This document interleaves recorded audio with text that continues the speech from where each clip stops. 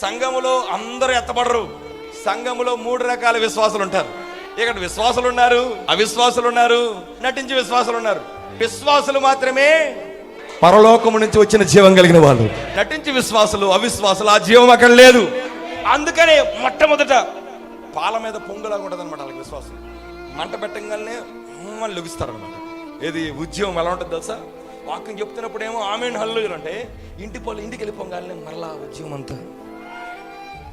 విశ్వాసం దగ్గర ఉన్నప్పుడేమో అసలు ఎలా కనపడతామంటే మనం, అబ్బా ఇంత పరిశుద్ధుడా అన్నట్టు కనపడతాం. ఎవ్వడు లేడనుకో.